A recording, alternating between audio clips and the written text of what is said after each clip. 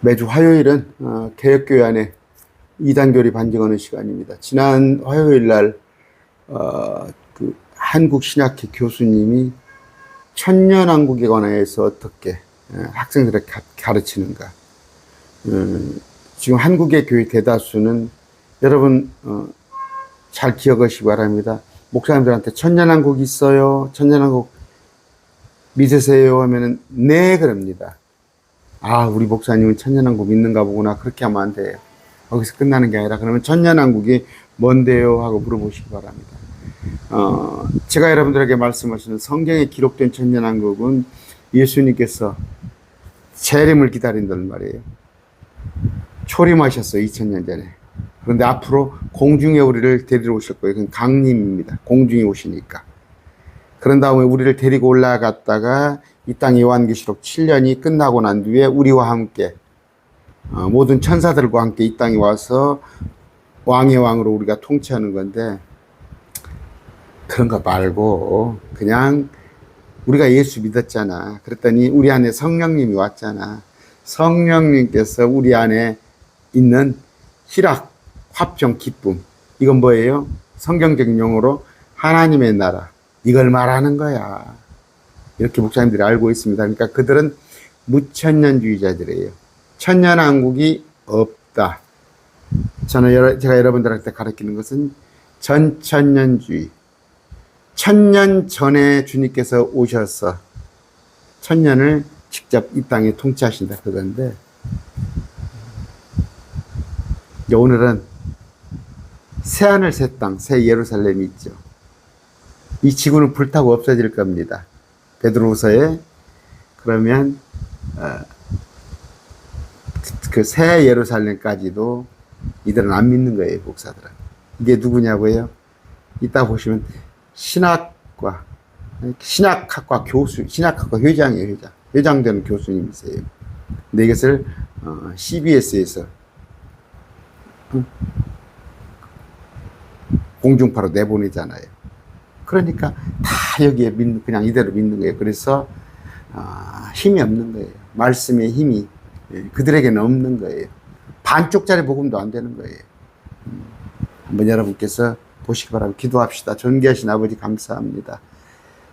말씀을 더디 믿는 자들, 심지어 말씀을 믿는 것을, 액면대로 믿는 것을, 문자대로 믿는 것을 방해하는 자들이 있습니다. 그들로 하여금 참 속이는 자들, 거짓되는 자들에 속지 않아서 우리는 말씀으로 자유를 누릴 수 있는 우리 되게 하여 주시옵소서. 예수님 이름으로 기도드립니다. 아멘. 영상을 보시겠습니다. 지금 여기 보시면 잘잘법, 새 하늘과 새 땅 오늘 배울 겁니다. 새 예루살렘성, 새 예루살렘성. 한일장신대 차정식 교수, 한국신학학계 잘잘법이 함께 만드는 요한계시록 특강, 구독자가 54만 명이에요. 보시기 바랍니다. 영상을.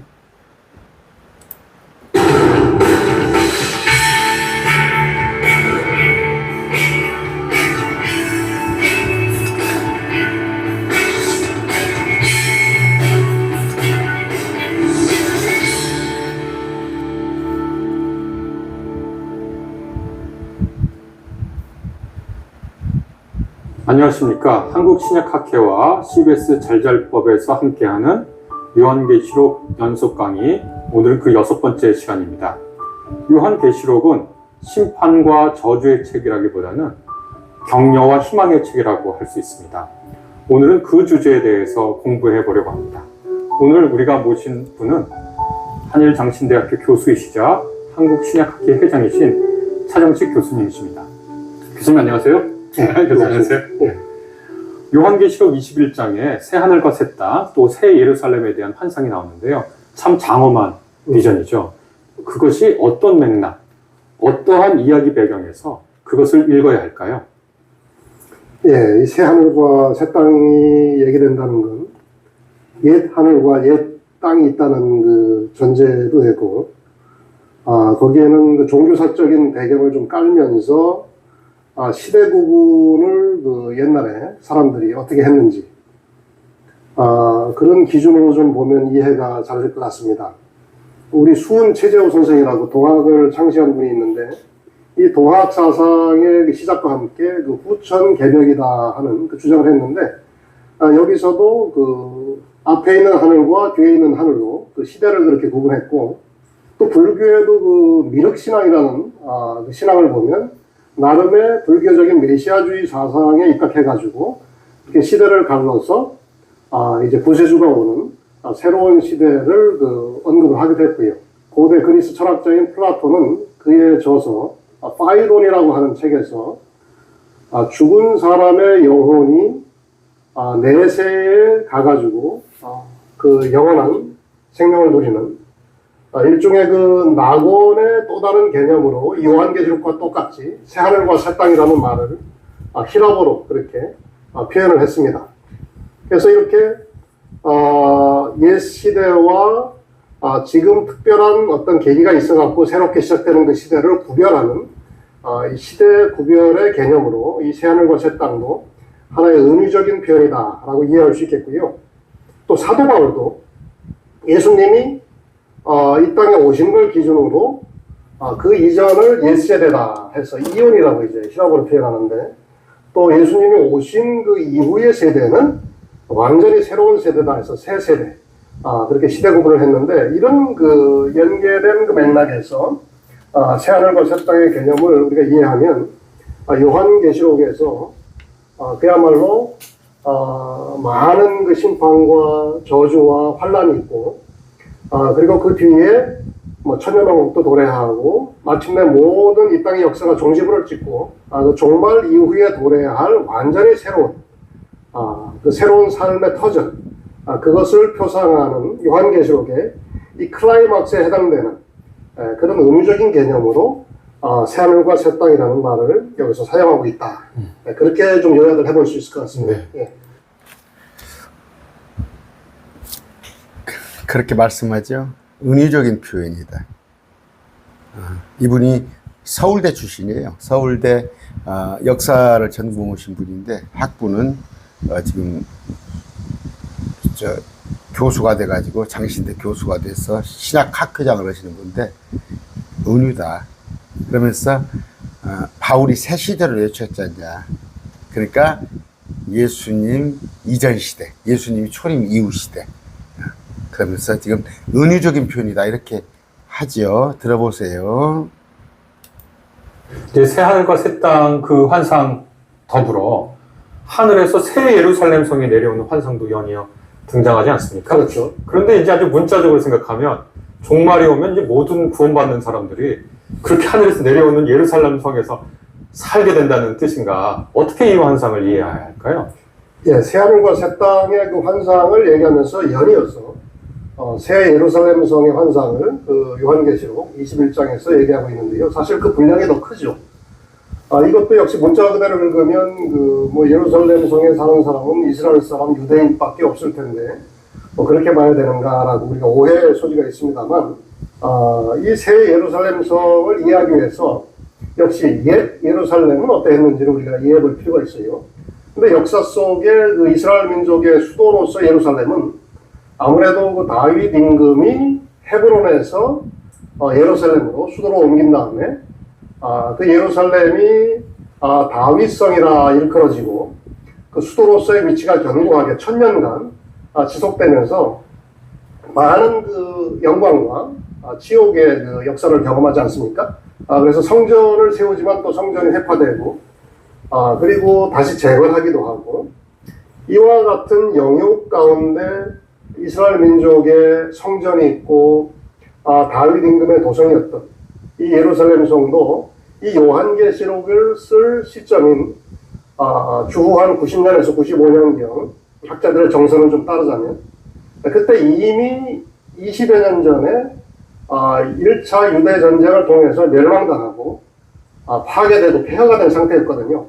또 인간이 만들어 놓은 그 성전으로서의 예루살렘 성전은 앞으로 영원한 그 가치가 없다라고 보면서 하늘에서 내려오는 그 새로운 예루살렘 성, 구원받은 사람들이 살 어떤 그 낙원의 그 터전, 그 센터의 개념으로 이 새 예루살렘 성의 그 환상을 여기서 제공하고 있지 않나. 그리고 또 한 가지 우리가 에스겔서 구약성경 40장에서 43장까지 보면 이 바벨론에 의해서 예루살렘 성이 철저하게 그냥 파괴되고 그리고 나서 에스겔을 통해서 앞으로 재건되고 회복될 예루살렘 성의 환상을 보여주면서 아주 정교하고 정밀하게 측량을 하게 합니다.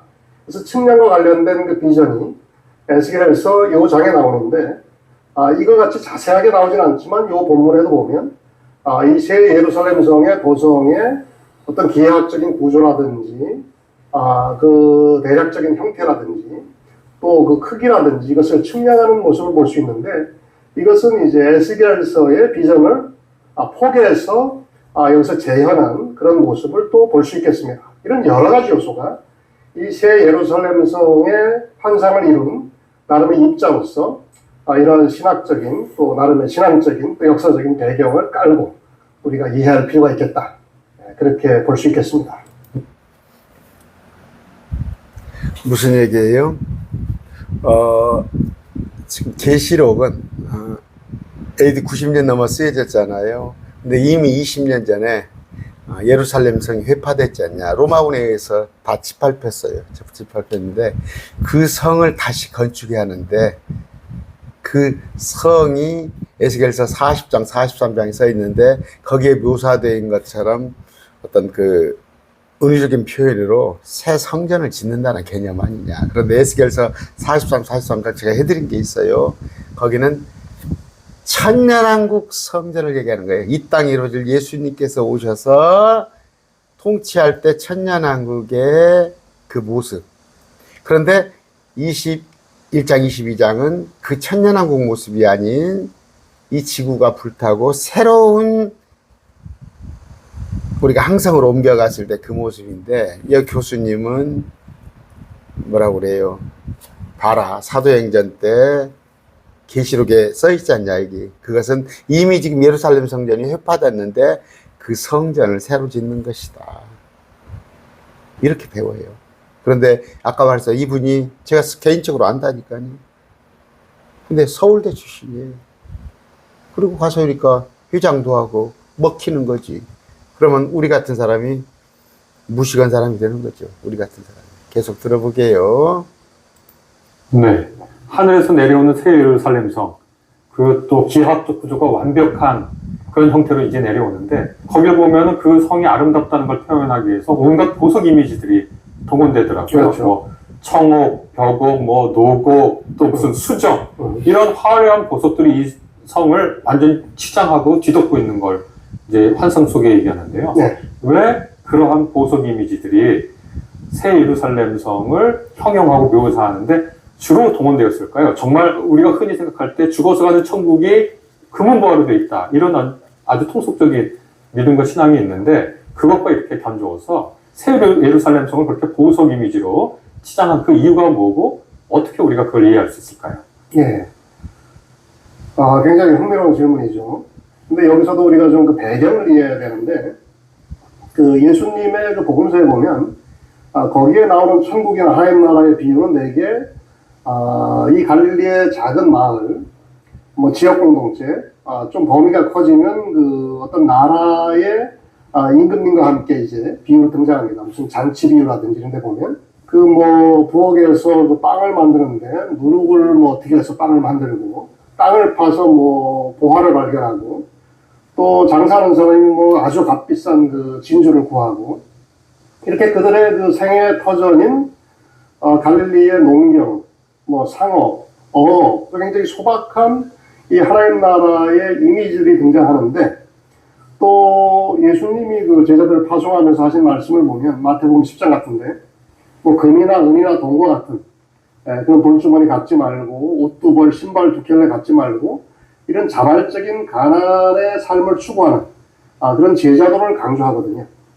그리고 이 땅에 그 재물을 쌓아놓지 말라고 그거 정말 헛된 건지 얘기하고 또 이 땅에 재물을 쌓아놓는 사람들이 장차 당할 그 종말론적인 화와 심판, 물질적인 어떤 그 탐욕을 그 경고하고 심판하는 그런 내용이 그 요한계시록에도 나옵니다. 어떤 자발적인 가난의 삶을 추구하면서 이 땅에서 많은 것을 희생하고, 땅에서 나와 이 하나님 나라 복음을 위해서 뭐 아비와 어미와 전토, 이 모든 생계를 내려놓고 희생한 사람들에게 금생과 내생의 보상이 있으리라, 이런 말씀하셨거든요. 근데 예수님만 그렇게 본 게 아니라 이 유대교 전통 속에서는 보상 신학이라고 하는 그 신학적인 전통이 있었어요.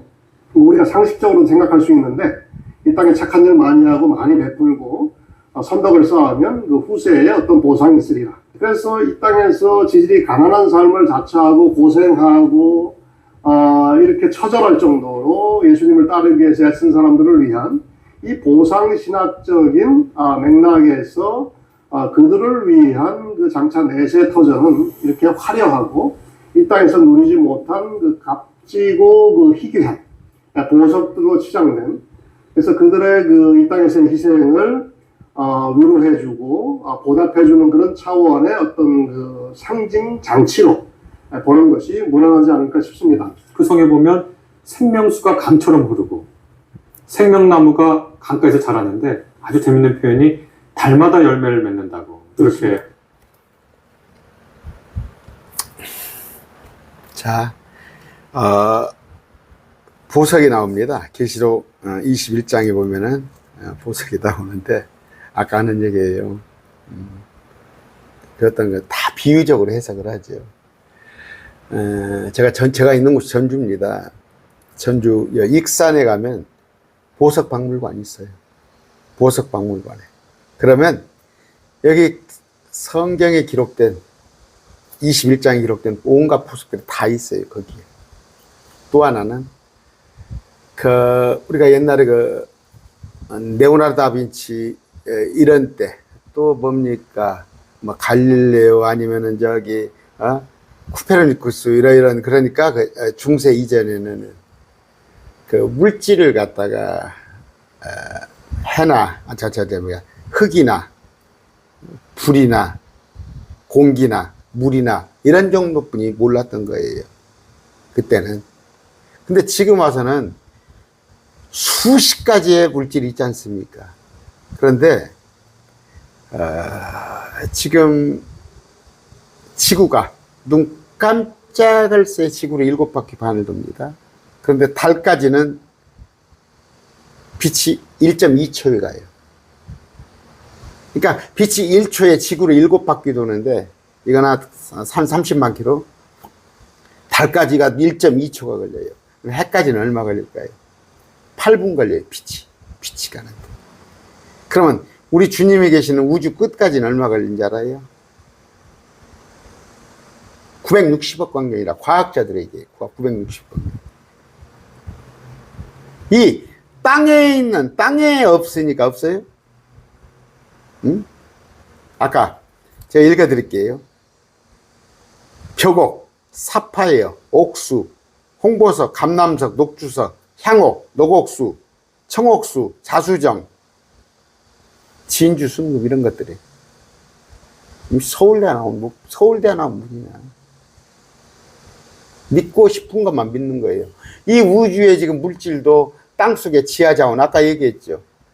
중세 때는 흙, 불, 물, 공기 이것밖에 몰랐어요. 물질에 대한, 지금은 여러분 원소 기호 아시죠?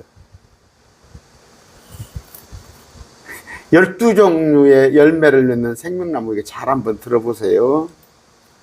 되어 있습니다. 그래서 굉장히 그 아름다운 그리고 풍요로운 그런 이미지를 주는데요. 이런 풍경은 아까 그 보석 이미지와는 다른데, 이 풍경은 또 어떻게 이해를 해야 되겠습니까?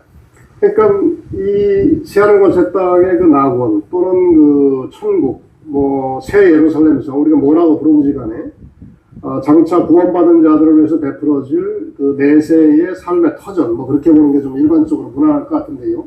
이 땅에서 우리가 그 경험한 그런 생태 환경이 제공되는데, 오염되지 않는 깨끗한 생명수, 그 생명수가 흐르는 강이 있고, 그 강가에 심어진 생명나무들이 또 쭉 있는데, 우리가 상식적으로 알 수 있는 건 1년에 한 번 열매를 맺지 않습니까? 뽑히고 꽂히면. 근데 어떻게 된 게 이 생명나무 열매는 매달 열매를 맺는다는 거예요. 따먹으면 다음 달에 또 달리고 또 달리고. 그래서 과일을 좋아하는 저 같은 사람은 참 이 생명 나무에 달마다 열리는 과실에 대해서 기대를 안 할 수 없는 거죠.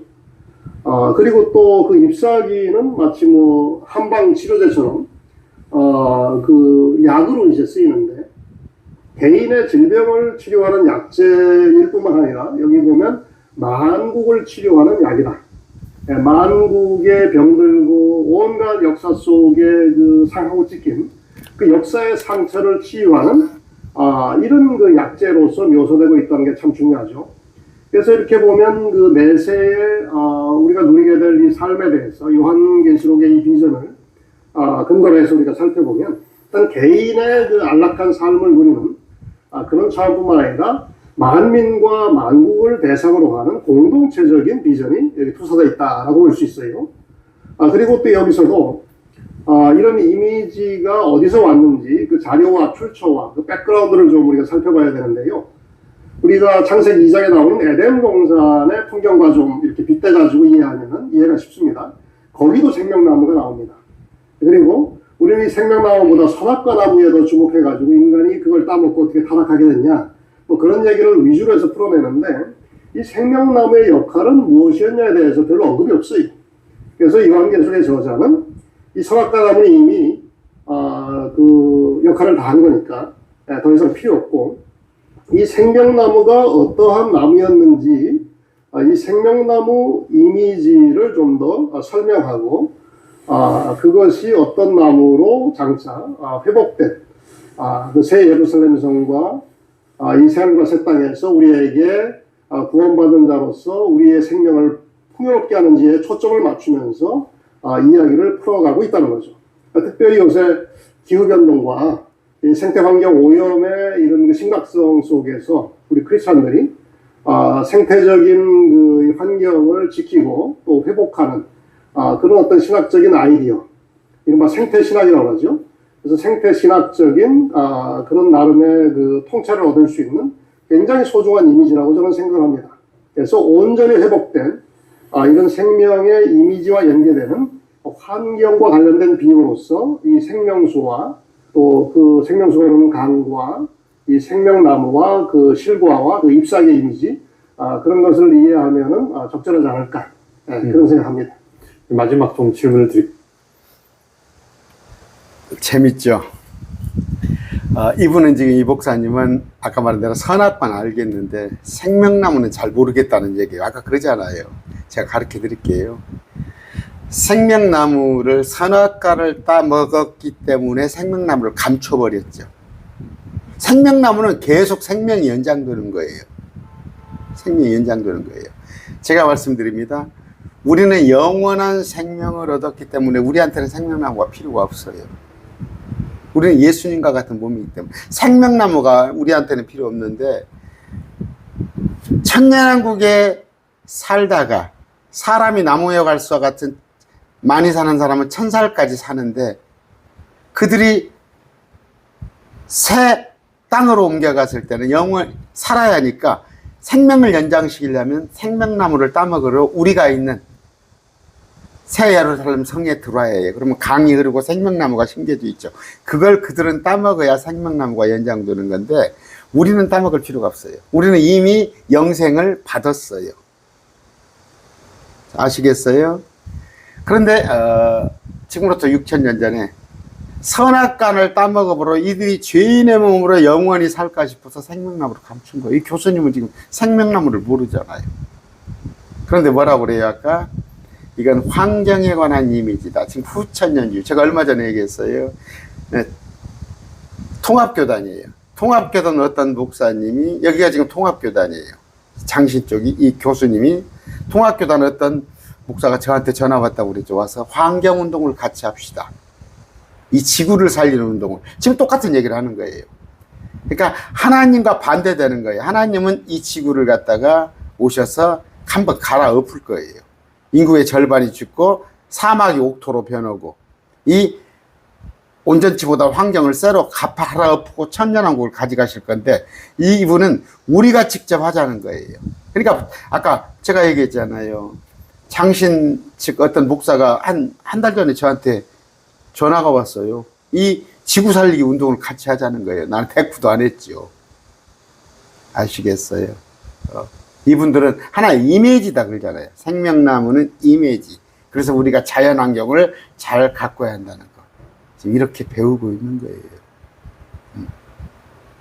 이분이 이력에, 저도 십몇 년 전에 이분이 서울대 학부를 서울대 나오고, 뭐 대학원도 마찬가지로 이분이 신학을 한다니까 가서 이분한테 배울 게 있는가 가봤다니까 제가 직접 토론도 했다니까 밥도 같이 먹으면서 신학학교 회장이 됐잖아. 또 계속 보겠습니다.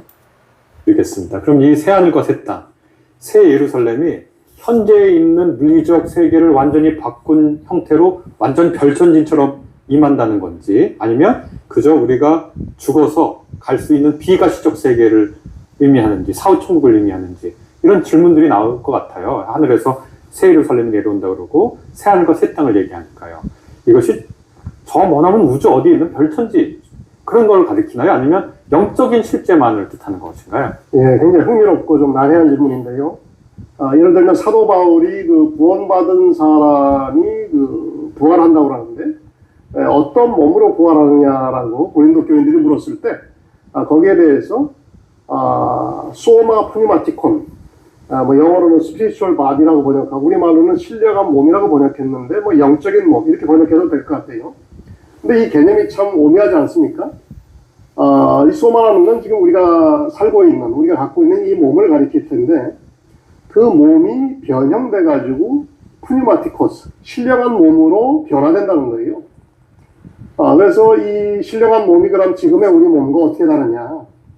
예수님의 부활한 몸을 설명한 복음서의 그 부활 이야기에서 우리가 좀 참조해 보면 대체로 시간과 공간의 이 제약을 넘어서는 초월적인 몸. 그렇지만 그 음식도 먹을 수 있고 지금 우리 몸이 행하는 이런 것들도 같이 할 수 있는 몸. 그래서 현재 우리의 몸과 어떤 연속선상에 있기도 하면서 현재 우리의 몸과는 다른 형태로 또 변화된 어떤 초월적인 지금과 현격하게 다른 그런 몸을 가리킨다고도 볼 수 있거든요. 그래서 여기에서 좀 우리가 좀 힌트를 받아서 요한계시록의 이 새하늘과 새 땅 또 새 예루살렘 성의 비전도 좀 추적을 해보면 두 가지 다른 유형의 말씀이 거기 나옵니다. 처음 것들이 다 지나갔다. 처음 하늘과 처음 땅과 이 모든 게 다 없어졌고 또 바다도 더 이상 존재하지 않더라. 이건 뭐예요? 우리가 지금 살고 있는 이 땅이 다 없어졌다는 얘기고 또 우리가 지금 쳐다보고 있는 저 하늘도 완전히 사라졌다는 얘기고 근데 왜 바다가 없어졌다는 건 좀 특이하면서 별도로 언급하냐? 이 구약 성경에서 이 바다의 상징은 혼란과 혼돈, 무질서, 인간의 생명을 끊임없이 위협하는 어떤 그 어둠의 세력으로 대충 표상이 되거든요. 그래서 더 이상 하나님이 다스리시는 그 새하늘과 새 땅, 새 예루살렘 성에서는 뭐 성전도 필요 없지만 이 바다도 더 이상 우리 생명을 위협하는 이 악의 세력으로 존재할 수가 없다. 그렇게 못을 박아둔 것이죠. 처음 하늘과 처음 땅이 다 없어졌다는 건 지금 우리가 사는 이 하늘과 땅하고 다르다는 건데 조금 더 밑에 내려가보면 뭐라고 나오냐면 내가 만물을 새롭게 하노라는 놀라운 선언이 나옵니다. 여기서 만물을 새롭게 한다는 건 이전의 만물은 다 없어지고 새로운 만물이 창조된다. 이런 얘기하고는 좀 다르겠죠. 기존의 만물, 타락한 만물, 오염된 만물을 회복시켜서 새롭게 갱신한다는 의미가 여기에 담겨 있는 것 아니겠어요? 그래서 이 두 말씀을 좀 조화롭게 보면 우리가 살고 있는 이 땅과 또 저 하늘이 다 없어졌다는 면에서 장차 다가올 새하늘과 새 땅, 새 예루살렘 성은 이른바 비연속성의 세계죠. 연속되지 않는 단절된 세계지만 또 내가 만물을 새롭게 하노라라고 봤을 때는 우리가 살고 있는 이 땅과 또 바라보는 저 하늘 또 우리를 둘러싸고 있는 자연 만물 그런 것들이 회복돼서 갱신되는 그런 또 연속성의 차원을 아우르는 그러니까 비연속성과 연속성의 양면성을 띤 어떻게 보면 좀 역설적인 그런 이미지로 이게 제 해석입니다만 이렇게 새하늘과 새 땅의 세계를 우리가 상상할 수 있지 않을까 그렇게 생각합니다. 또 자, 들어볼까요? 맞아. 우리가 하나님도 성경에 보면 초월성이 있다고 하고, 우리와는 전혀 다른 전적인 타자로서 초월성이 있다고 하고, 또 이 땅의 역사와 우리의 삶의 일상 가운데 구체적으로 인재하시고 간섭하시고 또 도와주시고 인도하시는 이런 내재성. 그래서 초월성과 내재성의 이 하나님의 양면적인 모습을 다 우리가 인정하듯이 성경에 또 우리가 엿볼 수 있듯이 이 새하늘과 새 땅, 새 예루살렘 성의 비전도 우리가 살고 있는 이 세상과 비연속성의 측면과 연속성의 측면, 이것도 그런 맥락에서 보면 우리가 좀 이렇게 포용하는 차원에서 충분히 이해하고 납득할 수 있지 않을까 생각합니다.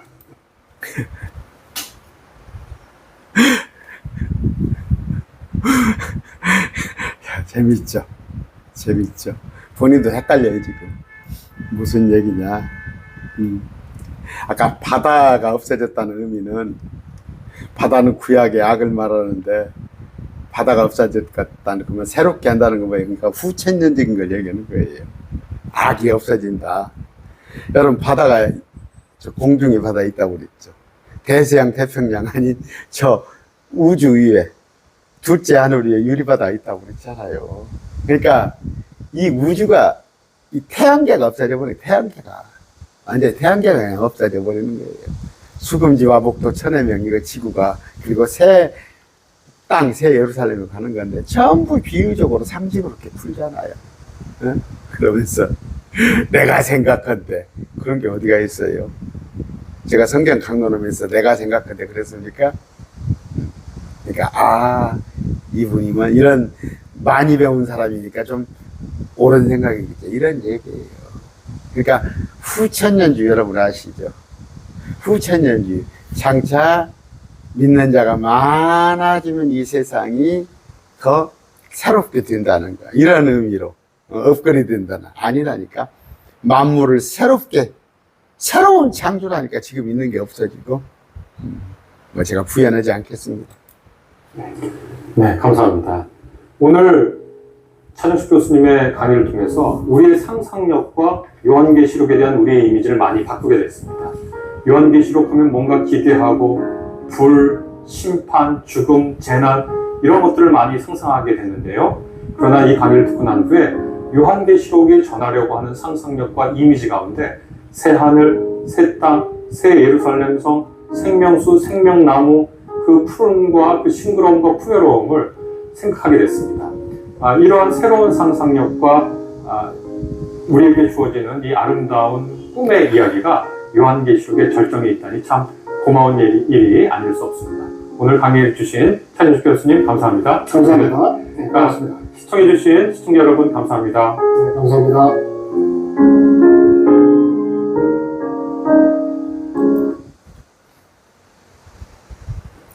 제가 지난번에도 그랬지만 이번에도 다 20분을 다 보여드리는 거예요. 그리고 지금 13초 남았네요. 보여드릴게요.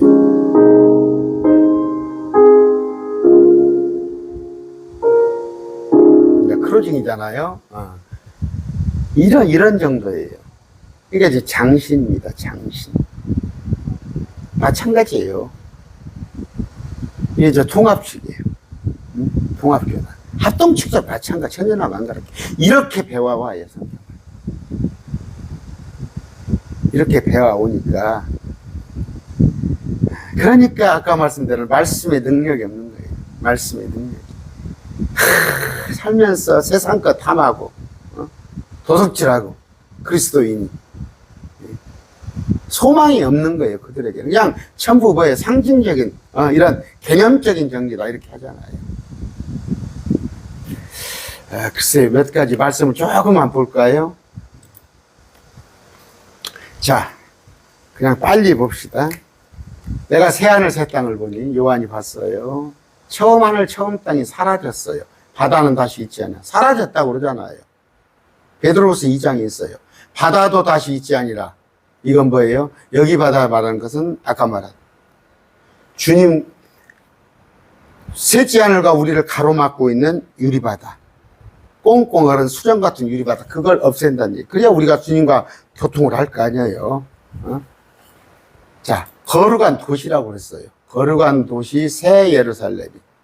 어때요? 신부가 자기 남편을 위하여 단장한 것이 얼마나 그 새 예루살렘이 아름다워요. 아까 금과 온갖 보석 이런 걸로 돼 있으니까 아름답다는, 신부가 자기 남편을 위하여 단장한 것이 예비한 채 그 도시가 하늘에서 내려오더라. 우리 옮겨갈 거. 자, 그러면서 뭐 사망 없고 이런 건 얘기입니다.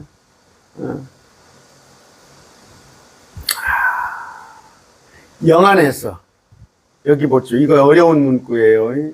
마지막 7장을 담은 7병을 가진 천사 중 하나가 내게로 와서 이르되 이리로 올라. 내가 요한한테 보여줘요.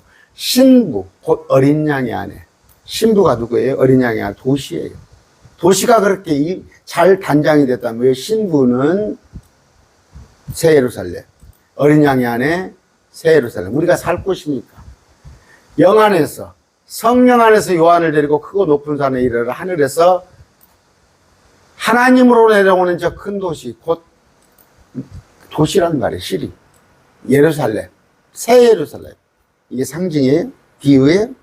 아까 교수 말대로 그 도시에 하나님의 영광이 있는데 빛이 귀중한 보석 같고 배국 같으면 수정같이 밝더라. 이 빛은 태양이 아닙니다. 태양은 없어졌어요. 그 도시에는 높은 성벽이 있고 12문이 있으며 12천사가 있어요. 지금은 천사를 우리가 공존하지 않습니다. 그런데 구약시대에는 천사가 이 땅에 오르락내리락 했어요. 근데 그때는 천사하고 같이 있을 거예요, 우리가. 12문이 있는데, 문들 위에 이름이 있는데, 이스라엘의 12지파의 이름. 이스라엘 사람들이, 우리는 새 예루살렘 성 안에 있습니다, 크리스찬은. 근데 이스라엘 사람들은 12지파 문 앞에가 있어요, 문 앞에. 문들. 문지기 역할도 하면서. 문이 12문이 있습니다. 12기초석이 있어요. 기초석. 기둥 안에 12사도에 우리예요. 12사도니까. 사도. 사도는 구원받은 자잖아요.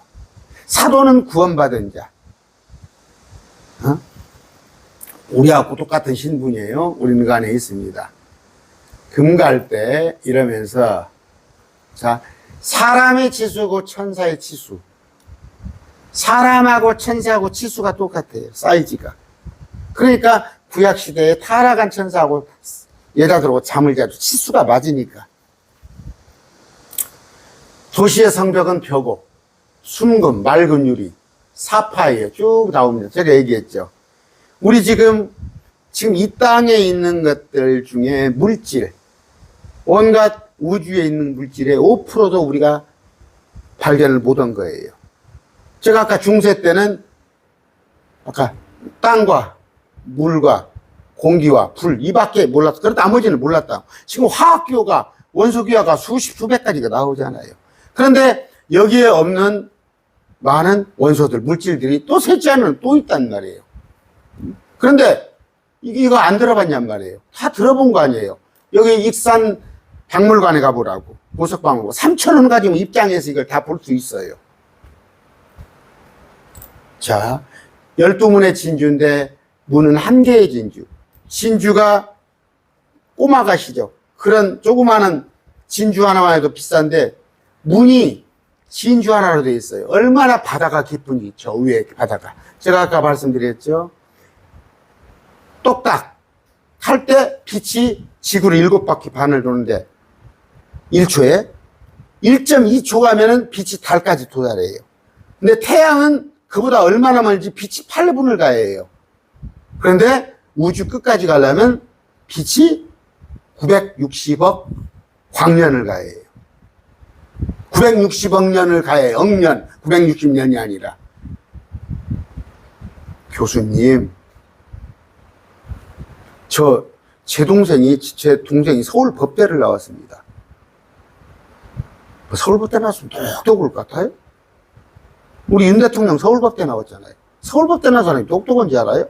근데 이 교수가 서울대 나오니까 가서 신학학교 회장도 그러잖아. 성경 보는 눈이 저보다 훨씬 로우잖아요. 그 도시는 해와 달이 안에서 비칠 필요가 없으니.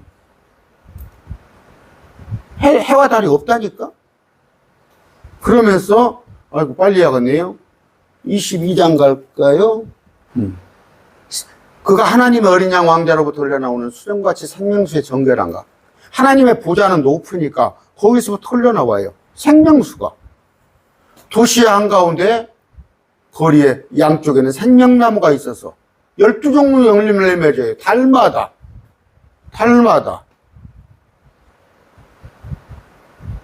이게 지금 우리가 있는 곳에는 도시예요. 도시 안에 우리는. 근데 사람들은 천년왕국에서 사람으로, 그 사람들은 생식기를 가지고 있습니다. 사람으로 와서 성 밖에 살다가 성 안에 들어와서 생명나무를 따먹어야만이 생명이 연장되는 거예요. 그분의 종들이 그분을 섬기며 14만 4천. 그들의 이마 안에 있잖아요. 14만 4천이잖아요. 14만 4천 신부는 섬기는 자예요. 우리는 신부예요. 등잔불이나 햇빛이 그들에게 비칠 필요 없어. 왜? 주님 자체가 비춰주시기 때문에. 이런 얘기입니다. 이 말씀을 우리는 지키자는 말이에요. 고수하자는 말이에요. 또 계시록에 들어간 자는 자기들이 스스로 거기에서 육령육표를 받지 않아야 하고, 때가 가깝단 말이에요. 봉인하지 말란 말이에요. 다니엘서는 봉인됐어요. 근데 우리한테는 열렸어요. 때가 가깝다는 거예요. 주님께서 속히 오는데 보상이 있단 말이에요. 행위에 따라. 저는 보상 보려고 하는 거예요. 이미 구원은 이미 35년 전에 구원은 받아버렸어요. 지금은 제가 보상을 받으려고 하는 거예요. 보상을 받으려고. 응?